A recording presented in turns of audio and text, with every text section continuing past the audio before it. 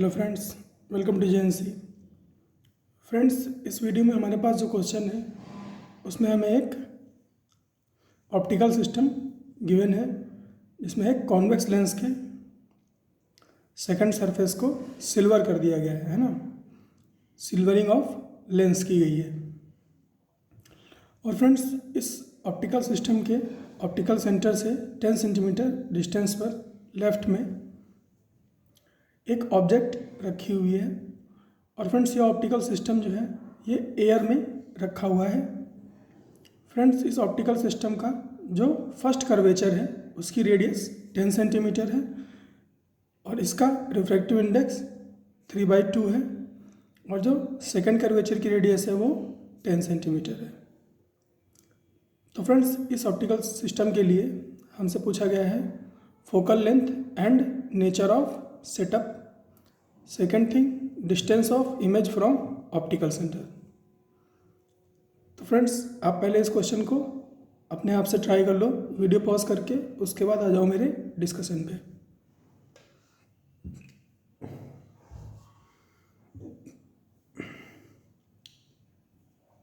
तो I hope आपने इस क्वेश्चन को ट्राई कर लिया होगा। नहीं किया है तो वीडियो पॉज करके ट्राई कर लीजिए, फिर आ जाइए मेरे डिस्कशन पे। तो फ्रेंड्स, अगर मैं बात करूँ इसके सॉल्यूशन की, तो फ्रेंड्स ये जो सिस्टम है ना, ये जो ऑप्टिकल सिस्टम है हमारे पास, ये एक मिरर की तरह बिहेव करने वाला है। एक मिरर की तरह बिहेव करने वाला है। तो फ्रेंड्स, ये जो मिरर है इसकी हमें फोकल लेंथ कैलकुलेट करनी पड़ेगी, है ना। फोकल लेंथ कैलकुलेट करनी पड़ेगी। उसके लिए फ्रेंड्स पहले हमें इसे डिफरेंशिएट करना पड़ेगा कि ये कैसे काम करेगा, है ना, कैसे काम करेगा। तो फ्रेंड्स क्या होगा, पहले एक तो हमारे पास ये लेंस है ना, फिर हमारे पास एक मिरर है ना, फिर हमारे पास मिरर है। तो ये जो लेंस है जैसा कि ये दिख रहा है, ये एक कॉन्वेक्स लेंस है और ये एक कॉन्केव मिरर है ना, ये एक कॉन्केव मिरर है।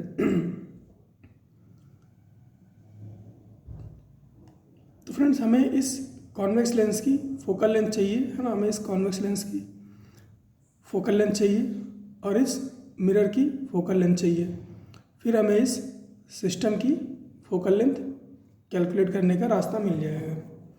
तो पहले मैं इस कॉन्वेक्स लेंस की फोकल लेंथ निकालूंगा, फिर इस मिरर की फोकल लेंथ निकालूंगा, फिर दोनों की कंबाइंड फोकल लेंथ कैलकुलेट करूंगा, है ना। फिर इस सिस्टम की कंबाइंड फोकल लेंथ कैलकुलेट करूंगा।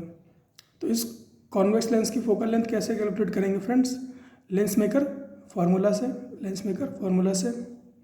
लेंस मेकर फार्मूला होता है 1/f = n2/n1 - 1 × 1/r1 - 1/r2।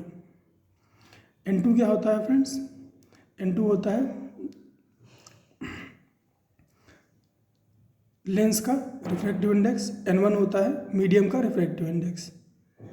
R1 क्या होता है, R1 फर्स्ट कर्वेचर होता है, कर्वेचर की रेडियस होती है।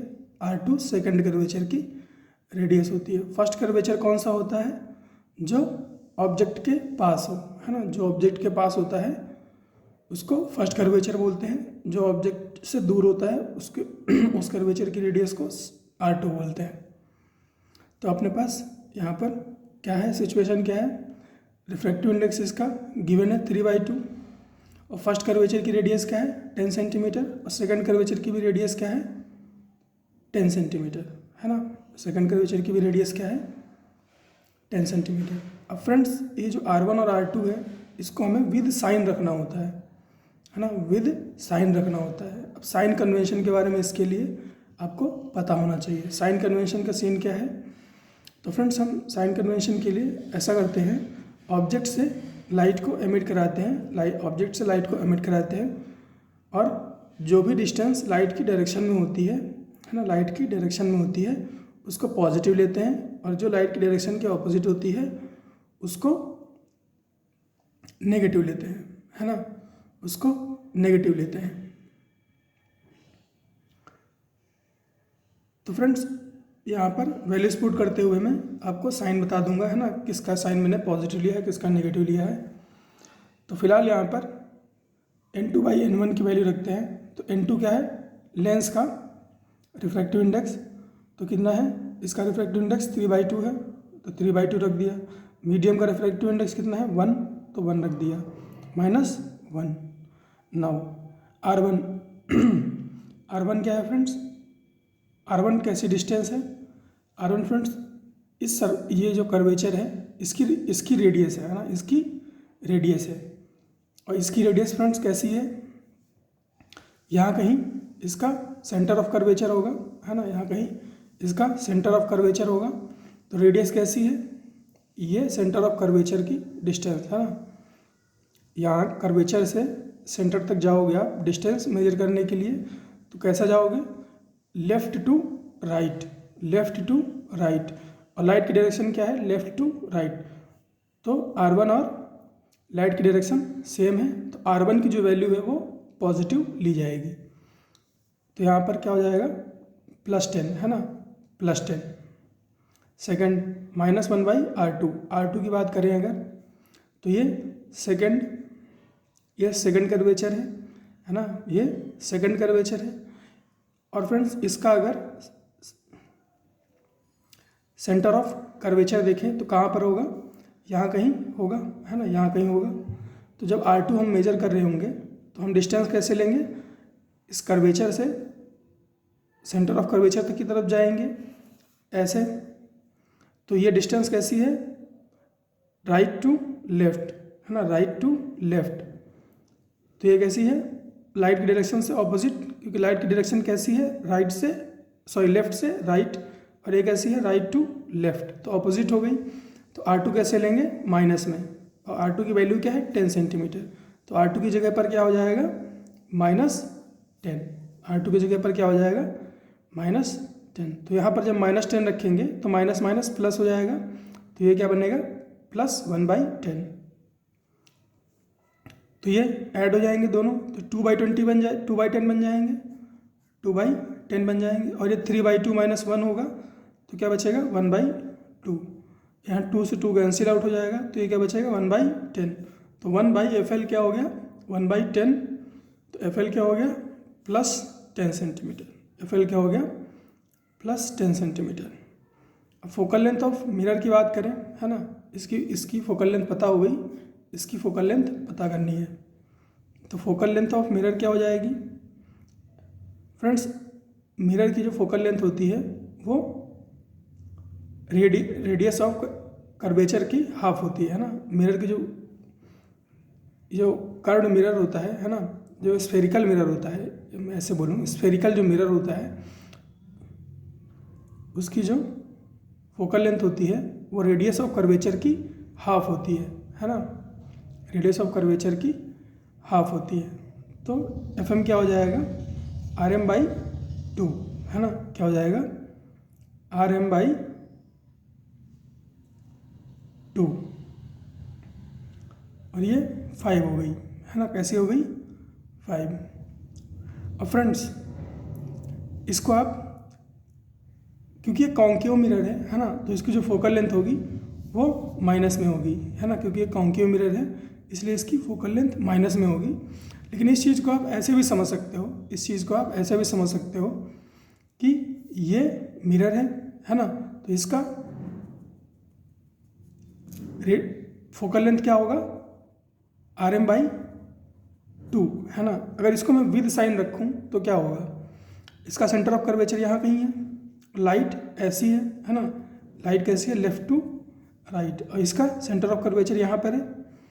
तो ये जो डिस्टेंस है ना, रेडियस ऑफ कर्वेचर की जो रेडियस है ये कैसी है, ऑपोजिट है ना, कैसी है, ऑपोजिट है। तो जो RM की वैल्यू होगी वो कैसी ली जाएगी, नेगेटिव ली जाएगी, है ना, कैसी ली जाएगी, नेगेटिव। तो ये क्या लिखा जाएगा -10/2, तो इसकी वैल्यू कितनी आएगी -5। तो इसको आप ऐसे भी समझ सकते हो। बाकी RM/2 से तो हम इसकी मैग्नीट्यूड निकाल सकते हैं, और क्योंकि ये कॉन्केव मिरर है इसीलिए फोकल लेंथ कैसी होगी, नेगेटिव। तो दूसरा तरीका ये है कि आप साइन के अकॉर्डिंग, है ना, FM निकालो तो इसकी वैल्यू -5 आ जाएगी। तो दोनों तरीके मैंने आपको बता दिए। अब हमें इसकी इक्विवेलेंट फोकल लेंथ चाहिए, है ना, इक्विवेलेंट फोकल लेंथ चाहिए। इसका बिहेवियर कैसा होगा, इसका बिहेवियर तो एक मिरर की तरह ही होगा, लेकिन उस मिरर की फोकल लेंथ कैसे निकालेंगे, उसके लिए हम यूज़ करते हैं इक्विवेलेंट पावर का कॉन्सेप्ट, है ना, इक्विवेलेंट पावर का कॉन्सेप्ट। तो equivalent power of this optical system क्या होगी फ्रेंड्स, क्या होगा,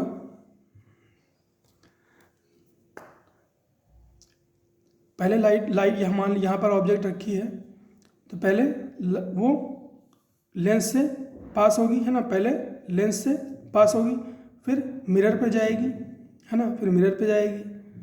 तो एक बार लेंस की पावर यूज़ होगी, एक बार लेंस की पावर यूज़ होगी, फिर मिरर की पावर यूज़ होगी, है ना, फिर ये लाइट रे रिफ्लेक्ट होके, फिर ये लाइट रे रिफ्लेक्ट होके फिर से लेंस से पास होगी, है ना, फिर से लेंस से पास होगी, तो फिर से एक बार क्या होगी, लेंस की पावर यूज़ होगी, फिर ये इमेज बनाएगी, फिर ये इमेज बनाएगी। तो लेंस की पावर कितनी बार यूज़ हुई, 2 बार, और मिरर की पावर कितनी बार यूज़ हुई, 1 बार, है ना फ्रेंड्स। तो इक्विवेलेंट पावर की अगर बात करें, है ना, इक्विवेलेंट पावर की बात करें अगर, तो वो क्या होनी चाहिए, PL plus PL plus PM, है ना, कुछ ऐसा होना चाहिए। तो इक्विवेलेंट पावर इसी तरह से लिखी जाती है friends, PL plus PM plus PL, है ना, पहले लेंस से रिफ्रैक्ट हुई, फिर मिरर से रिफ्लेक्ट हुई, फिर लेंस से रिफ्रैक्ट हुई, तो PL plus PL PM plus PL।